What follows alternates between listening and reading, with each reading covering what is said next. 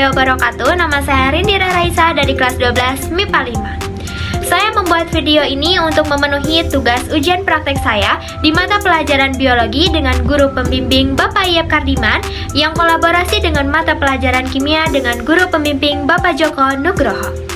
Dan di tugas video kali ini adalah membuat sebuah proses fermentasi sederhana, dan di sini saya akan membuat sebuah fermentasi keju sederhana. Proses ini merupakan bagian dari bioteknologi. Proses pembuatan fermentasi keju sederhana, bakteri asam laktat akan mengubah gula susu menjadi asam laktat dan karbon dioksida. Proses ini membuat pH susu akan semakin asam dan mengawetkan massa padat susu. Dan tujuan dari pembuatan fermentasi keju ini adalah untuk mengetahui cara membuat fermentasi keju sederhana. Dan untuk bahannya yang pertama ada susu UHT, di sini aku pakai yang 250 ml. Dan bahan yang kedua ada asam asetat, di sini aku pakai cuka. Dan bahan terakhir adalah garam. Dan untuk alat yang digunakan, yang pertama ada panci, yang kedua ada sendok, ketiga ada gelas untuk mengukur takaran susu nanti, ada saringan untuk memisahkan air dadi dengan dadi, dan yang terakhir ada cetakan keju. Dan tanpa berlama-lama lagi, langsung saja kita ke proses pembuatannya. Setelah menyiapkan alat dan bahan, pertama, masukkan susu ke dalam gelas dengan takaran 250 ml atau sama dengan 2,5 gelas.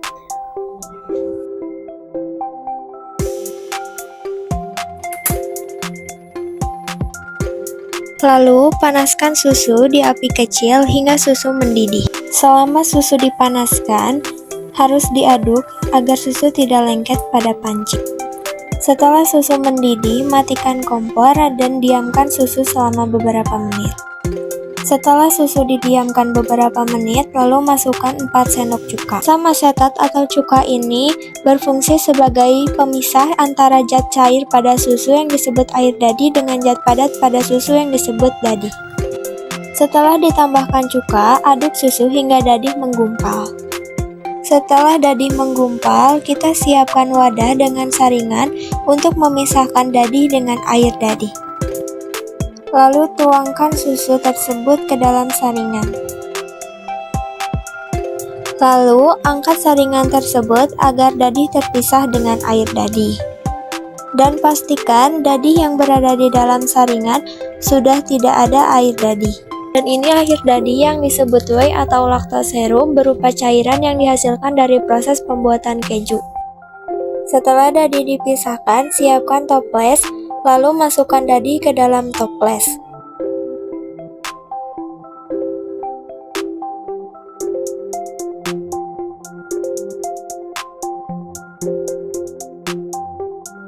Setelah semua dadi dipindahkan ke dalam toples, lalu masukkan 1/4 sendok makan garam ke dalam dadi. Lalu aduk-aduk dadi tersebut agar garam tercampur merata. Lalu tekan-tekan dadi tersebut menggunakan sendok agar dadi terbentuk sesuai bentuk toples. Setelah dadi merata, tutup toplesnya. Lalu masukkan ke dalam lemari es selama 12-48 jam. Setelah 24-48 jam, keluarkan keju dari lemari es.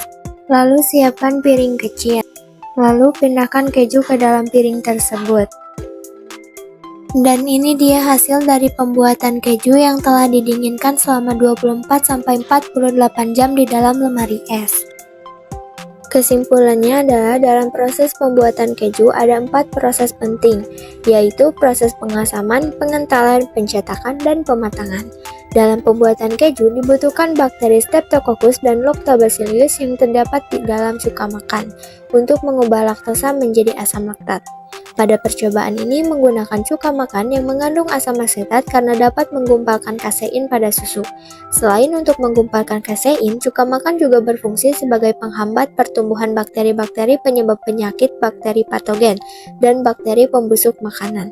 Dan pada percobaan kali ini juga menggunakan garam dapur sebagai pengawet yang dapat mempercepat proses pembuatan keju itu sendiri. Selain bahan yang perlu diperhatikan dalam pembuatan fermentasi keju ini, suhu juga sangat berpengaruh dalam pembuatan keju dan juga berpengaruh pada daya tahan keju.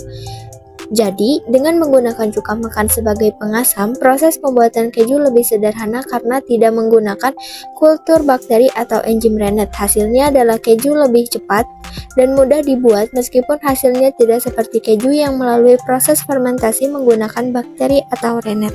Dan ini dia hasil dari pembuatan keju. Mohon maaf jika dalam proses pembuatannya masih banyak kesalahan. Wassalamualaikum warahmatullahi wabarakatuh.